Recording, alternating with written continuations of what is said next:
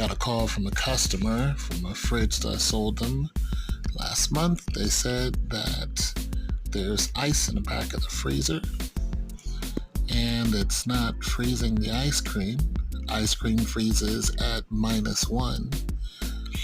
So I went and checked it out.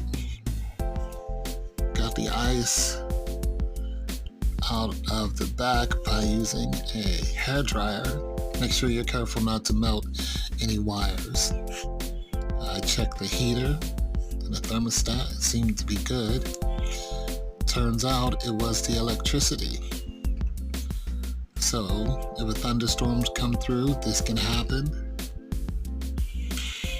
Or you just need to change sockets. So plug it into the living room wall or something like that. Anyways, good luck.